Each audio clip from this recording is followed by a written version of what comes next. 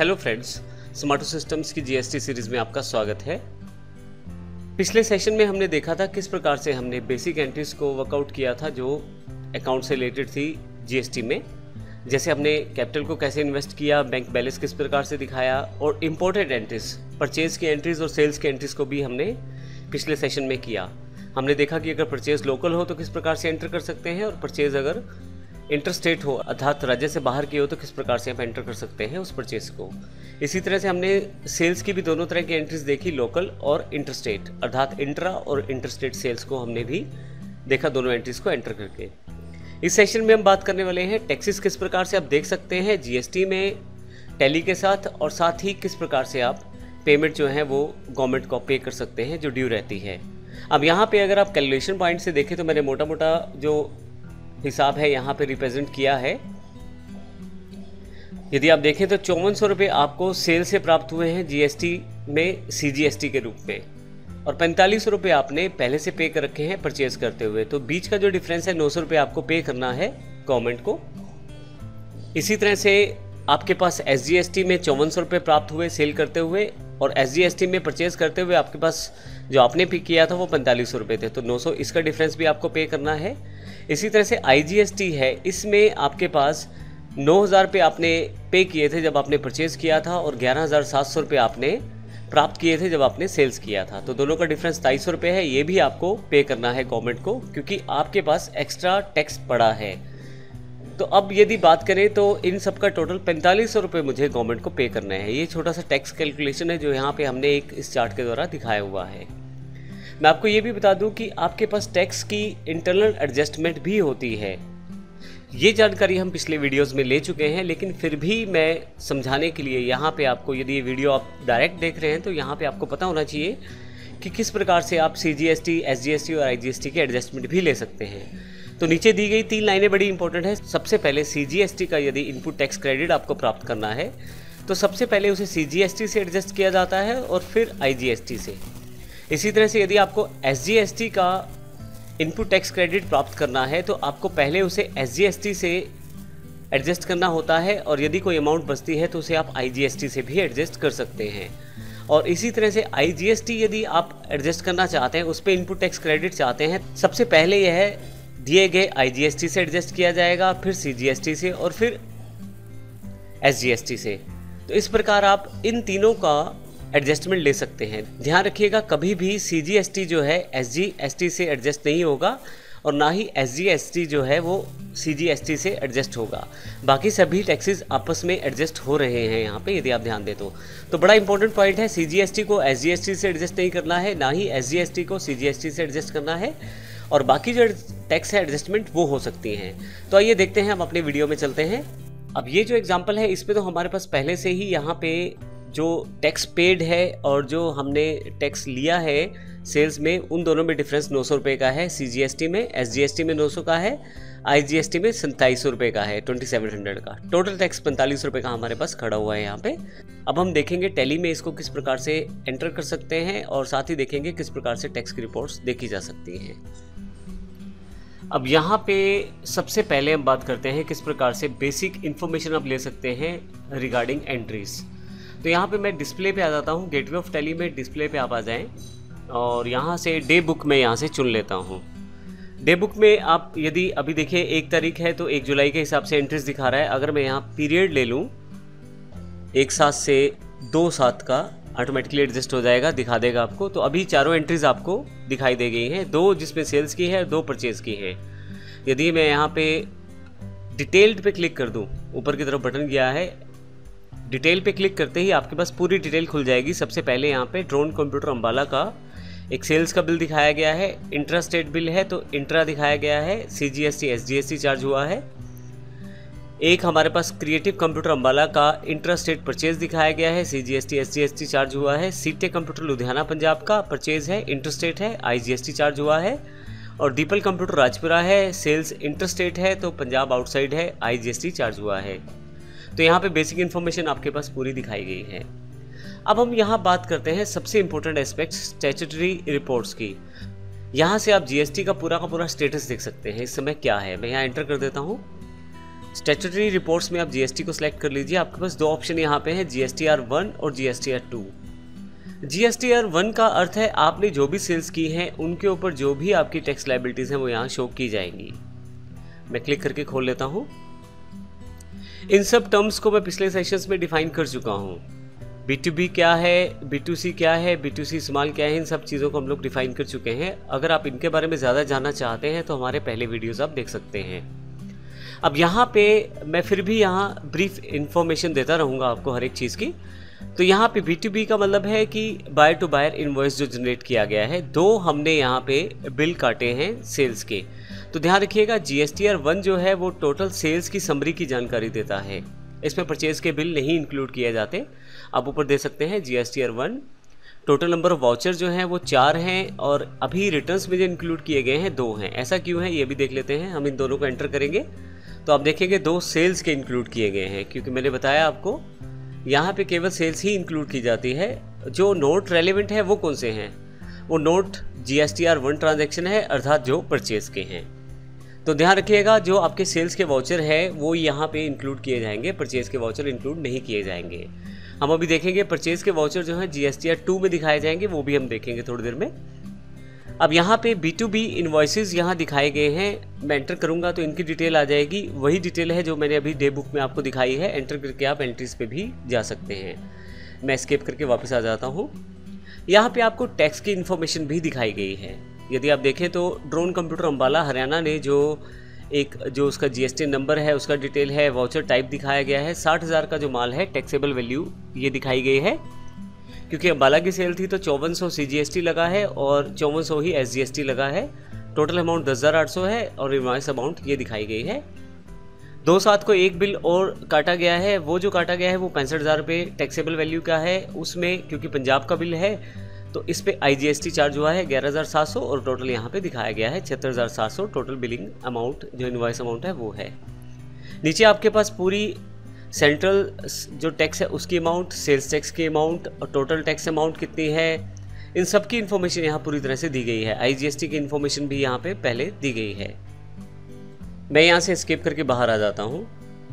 इसी तरह से जीएसटीआर 2 भी आपके पास यहाँ दिखाया गया है। जीएसटी 2 जो है यहाँ पे परचेज की इन्फॉर्मेशन आपको देता है। अब यहाँ पे टोटल नंबर ऑफ वाउचर्स जो हैं वो 4 हैं। इंक्लूड इन रिटर्न्स 2, कौन से रिटर्न है, परचेज जो इंक्लूड किए गए हैं वही यहाँ पे शो किए गए हैं। जीएसटीआर 2 में सेल्स रिटर्न को शामिल नहीं किया जाता, इसलिए नोट रेलेवेंट दिखाए गए हैं जो आपके सेल्स के वाउचर्स हैं। यहाँ पे इनकम्प्लीट मिसमैच अगर आपका आता है तो ध्यान रखिएगा, आप इसमें यदि किसी एंट्री को करते हुए आपने जीएसटी नंबर प्रॉपर नहीं दिया, अमाउंट प्रॉपर नहीं दी या कोई और कारण जिसमें टैक्स का आपने चार्ज नहीं किया, तो कुछ इस तरह के बिल्स हैं इनकम्प्लीट माने जाएंगे और उनको भी जीएसटी रिटर्न्स में शामिल नहीं किया जाएगा। अभी हम देखते हैं यहाँ पे परचेज के जो बिल्स हैं उनकी जानकारी दी गई है। कंप्लीट डिटेल है यहाँ पे। आपका क्रिएटिव कंप्यूटर से अम्बाला से हमने परचेज किया था, 50,000 रुपये की परचेज थी। सीजीएसटी चार्ज होगा और एसजीएसटी चार्ज होगा। टोटल 59,000 रुपये यहाँ पे हो गए। सीटेक कंप्यूटर लुधियाना था पंजाब से, 50,000 रुपये यहाँ परचेज थी। 9,000 रुपये आईजीएसटी चार्ज होगा क्योंकि बाहर की यह परचेज है। टोटल 59,000 रुपये अमाउंट है। नीचे की तरफ आपके पास जो आईजीएसटी टोटल आपने जो दिया है 9,000 रुपये, सीजीएसटी जो दिया है 4500, स्टेट टैक्स दिया है 4500, टोटल अमाउंट यहाँ शो की गई है। अब एस्केप करके यहाँ से मैं बाहर आ जाता हूँ। इस तरह से आप जीएसटीआर 1 और 2 से देख सकते हैं अपनी टैक्स की जो कैलकुलेशन है वो यहाँ पे दिखाई गई है। अब हम देखते हैं कि जो टैक्स है वो किस तरह से पे किया जा सकता है गवर्नमेंट को, उसकी क्या एंट्री रहती है। ये हमने जो एक टेबल बनाया था इसमें मैंने जो आपका टोटल टैक्स ड्यू है उसकी इन्फॉर्मेशन यहाँ पहले ही दिखा दी है। 31 तारीख को जो टोटल टैक्स दिया गया है वो यहाँ पे दिखाया गया है। सीजीएसटी 900 रुपये, एसजीएसटी 900 रुपये, आईजीएसटी जो पेबल है वो 2700 रुपये है। क्योंकि आपके पास आउटपुट का जो टैक्स जो सेल्स पे कलेक्ट किया गया है टैक्स वो ज़्यादा है और जो परचेज पे टैक्स दिया गया है वो कम है। इस कारण से यहाँ पे ये जो टैक्स ज़्यादा है ये आपको गवर्नमेंट को पे करना है। तो 900 रुपये सीजीएसटी के ड्यू पेबल हैं, एसजीएसटी के 900 रुपये और 2700 रुपये आईजीएसटी के, टोटल 4500 रुपये अमाउंट ड्यू है। अब इसी अमाउंट को आप कैसे चेक कर पाएंगे, जब आप जीएसटी इन्फॉर्मेशन को देखना चाहते हैं टैली के अंतर्गत आप किस प्रकार से देख पाएंगे आपकी टोटल लायबिलिटी कितनी है। आइए देखते हैं किस प्रकार से हम ये देख सकते हैं टैली में। मैं इस वक्त स्टैट्यूटरी रिपोर्ट्स पे हूँ, यहाँ से एस्केप करके बाहर आ जाता हूँ, फिर से बाहर गेटवे ऑफ टैली पे। यहाँ से बैलेंस शीट में सिलेक्ट कर लेता हूँ। बैलेंस शीट आपके पास पूरा का पूरा डिस्क्रिप्शन दिखाएगी, जो इन्फॉर्मेशन है एसेट्स और लायबिलिटीज़ में पूरी जानकारी आपके पास यहाँ पे अवेलेबल है।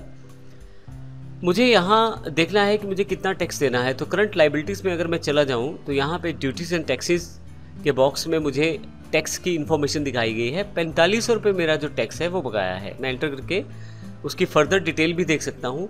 यही मैंने अभी आपको टेबल के साथ जो ग्राफ या चार्ट के साथ दिखाया है। 900 रुपये आपका CGST पेबल है, IGST 2700 रुपये पेबल है और SGST जो है 900 रुपये पेबल है। मैं आपको ये भी बता चुका हूँ कि आप CGST और SGST को आपस में एडजस्ट नहीं कर सकते, लेकिन बाकी जो टैक्सेस हैं उनको आपस में एडजस्ट आप कर सकते हैं। तो आइए देखते हैं किस प्रकार से टैक्स को हम पे कर सकते हैं गवर्नमेंट को, उसकी एंट्री आइए देखते हैं। तो यहाँ से मैं समरी सेक्शन से बाहर आ जाता हूँ एस्केप करते हुए, और फाइनली फिर से गेटवे ऑफ टैली पे, क्योंकि मुझे पेमेंट करनी है गवर्नमेंट को, तो अकाउंटिंग वाउचर्स पे आ जाता हूँ। यहाँ से मैं पेमेंट का वाउचर सेलेक्ट कर लेता हूँ क्योंकि मुझे पे करना है। यहाँ पे एक अलग से ऑप्शन अवेलेबल है स्टेट पेमेंट। स्टेट पेमेंट का मतलब है स्टैट्यूटरी पेमेंट है जो आपकी, इसे मैं क्लिक कर देता हूँ। स्टैट्यूटरी पेमेंट का अर्थ है कि जो आपके टैक्स रिलेटेड पेमेंट्स हैं उनके लिए आप अलग से एक क्लास डिफाइन है, टाइप ऑफ ड्यूटी टैक्सेस। मैं GST को सिलेक्ट कर लेता हूँ क्योंकि GST के लिए ही मुझे गवर्नमेंट को पे करना है। फिर आप कौन से पीरियड से लेके कौन से पीरियड तक पे करना चाहते हैं वो बता दें। मैं 1/7 से यहाँ पे 31/7 तक की जो पेमेंट है वो जो ड्यू है वो पे करना चाहता हूँ। मैं यहाँ पे दिखा सकता हूँ। पेमेंट टाइप क्या है आप, क्योंकि यहाँ पे एडवांस पेमेंट है, रिसिपिएंट लायबिलिटी है या रेगुलर है। अभी ये रेगुलर है क्योंकि अभी एडवांस और रिसिपिएंट लायबिलिटी की बात हम आने वाले सेशंस पे करने वाले हैं। यहाँ रेगुलर सेलेक्ट करके एंटर कर दे। अब देखेंगे कि यहाँ पे स्टैट्यूटरी पेमेंट GST यहाँ पे आ गया है। जो डेट है मैं यहाँ से चेंज कर देता हूँ। मैं पे करना चाहता हूँ 31/7 को, तो इसके लिए मैं 31/7 यहाँ सेलेक्ट कर लेता हूँ। ऊपर डेट में 31/7 आपके पास आ जाएगा। पेमेंट आप किस मोड में करना चाहते हैं, मैं कैश में करना चाहता हूँ, सेलेक्ट कर लेता हूँ। और यहाँ पे मुझे जो पेमेंट पे करनी है उन सभी अकाउंट्स को यहाँ पे शो करना है। सबसे पहले मैं CGST सेलेक्ट कर लेता हूँ। अब जब CGST सेलेक्ट कर लेंगे तो यहाँ पे देखिए 900 रुपये क्रेडिट में दिखा रहा है, तो मुझे यहाँ 900 रुपये फिल करने हैं इसको ज़ीरो करने के लिए। देखिए ज़ीरो हो गए, अर्थात जब मैं पे करूँगा तो 900 रुपये यहाँ पे हो जाएंगे। अर्थात जब मैं 900 रुपये पे करूँगा तो 900 रुपये एडजस्ट हो जाएंगे CGST के। अब देखिए यहाँ बैलेंस जो है ज़ीरो हो गया है और कैश जो है वो 10,000 का 9100 रुपये रह गया है। इस तरह से मुझे SGST पे करना है, तो SGST सेलेक्ट कर लेता हूँ। ये भी 900 रुपये है, मैं एंटर कर देता हूँ। IGST है, इसको भी मैं सिलेक्ट कर लेता हूँ। ये 2700 रुपये है, इसको भी मैं एंटर कर देता हूँ। अब तीनों की एंट्री यहाँ पे मैंने फिल कर दी है। मैं आपको ये भी बता दूं कि अभी मैंने इस एग्जांपल में कॉमन लेजर लिया है, जिसमें मैंने एक ही लेजर का प्रयोग किया है CGST, SGST और IGST की पेमेंट के लिए। नेक्स्ट जो एग्जांपल लेने वाले हैं उसमें केवल इसी का चेंज करूंगा मैं, जिसमें CGST, SGST और IGST के लिए इनपुट और आउटपुट अलग अलग लेजर लूंगा मैं। अब दोनों सेक्शंस में अलग अलग बेनिफिट हैं। अगर आप एक लेज़र लेते हैं कॉमन लेज़र, जैसे इस एग्जांपल में है, उसका अलग बेनिफिट है, ऑटो एडजस्टेड हो जाएगा अमाउंट, आपको पता लग जाएगा टोटल ड्यूबल कितना है। और जब आप अलग अलग लेते हैं तो आपके पास हर एक इन्फॉर्मेशन प्रॉपर्ली डिटेल्ड में रहती है। इनपुट टैक्स कितना आपके पास आया, आपने आउटपुट टैक्स कितना प्राप्त किया, इनपुट टैक्स आपके पास कितना आपने दिया, आउटपुट टैक्स आपके पास कितना आया, टोटल डिफरेंसेस कितने हैं, वो सब चीज़ें इन्फॉर्मेशन आप वहाँ पे स्टोर कर सकते हैं।